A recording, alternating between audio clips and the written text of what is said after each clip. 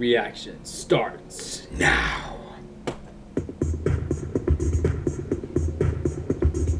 Hello, it's Scott Manley here. Now, I love the Star Wars movies. When I first saw Star Wars as a 4-year-old, it pretty much framed my life and set me off on my spaceship-obsessed course in life. Now, Star Wars movies are actually pretty light in terms of physics and science. They're often misclassified as science fiction, when I prefer to call them high-tech fantasy. But there's one very important question for which we can invoke real-life physics. Just what kind of power does it take to destroy a planet?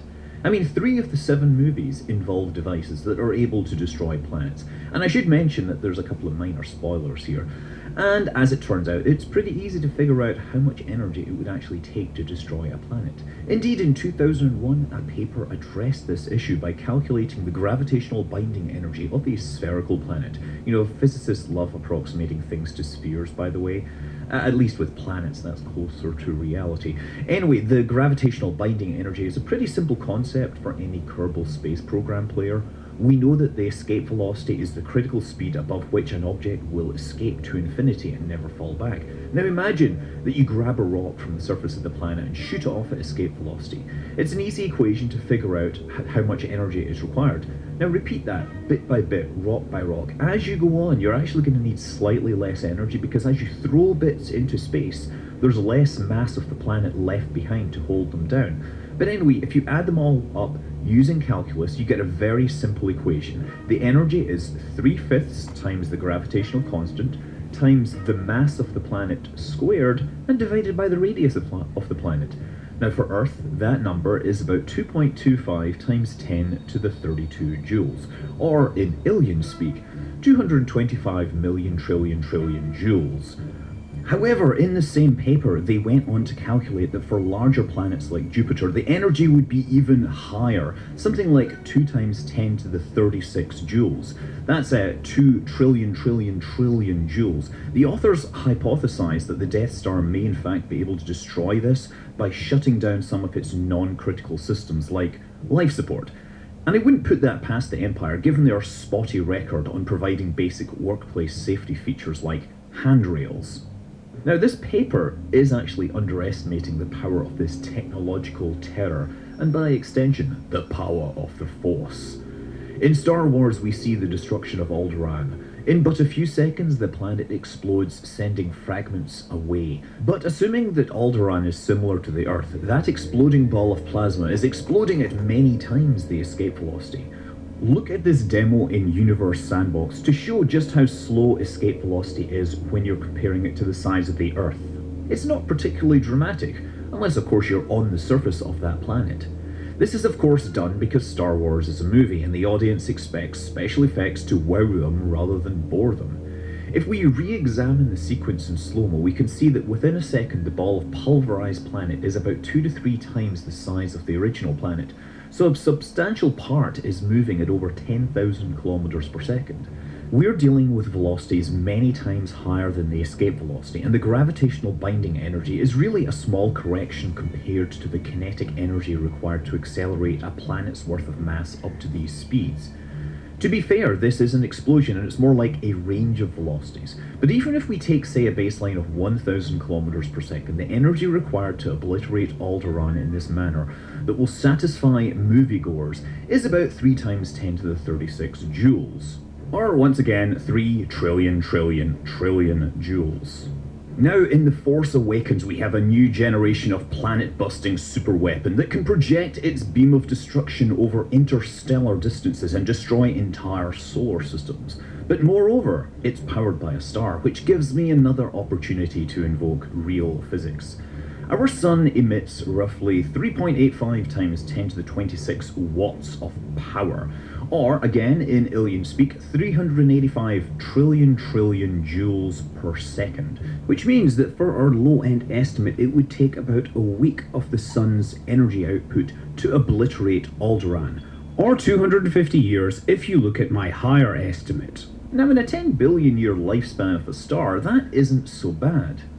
But I do have some straight up problems with this. Maybe I missed it, but it seems to me that they weren't planning on moving Starkiller Base around. After all, the energy required to move a planet into hyperspace is probably similar to the energy required to destroy a planet by moving its different pieces at several kilometers per second in different directions.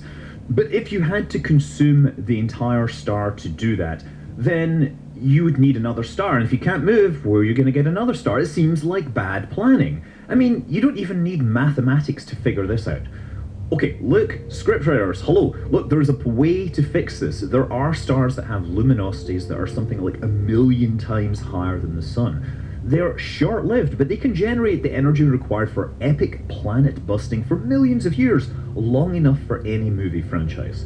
Starkiller Base could soak up all the power it wanted to from the outer layers of these stars. It could even make the star turn from blue through red to black as the energy was siphoned off, giving those X-Wing pilots a way to gauge how long they had left in a visually arresting style. And then, of course, after the siphoning stopped, the star would return to normal energy output and be ready for firing again in a few days' time. Of course, the scriptwriters never asked me. Regardless, if you really want to go into planetary destruction to strike fear into the hearts of your enemies, the Empire and the First Orders are going way overboard. Making millions of voices cry out in terror just requires obliterating the top 0.1% of the planet near the surface.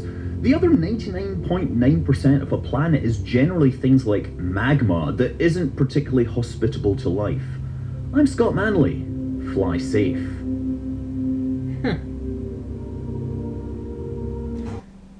Yeah, that is very, very interesting. I'm not even gonna try to, try to get into detail of what he was saying. So I'm not. So I'm just gonna back down from that. I'm just gonna say what popped in my mind as I was, listening to this video and seeing the title of the video. It kind of, and I don't know why, but it made me think of Man of Steel when they're on Krypton and how the Kryptonians were harvesting the core from the planet's core, and then it just and it's just and it's compromising the planet, and it's gonna and it's taking it to the brink of destruction. It's like they overpowered the core and then just went destroyed Krypton. But that's what I sort of had in my head when I was listening to this video. But yeah, he's really more on point with Star Wars and with the latest one, The Force Awakens. So, yeah, good point there. Some of you probably had to think of that. How much power does it take to wipe us from existence? I'd much rather that stays in science fiction and in non-fiction stories. Yeah, keep that all in the keep that shit in the movies. I'm sure all of you can agree with that. But feel free to share your thoughts on this whole theory.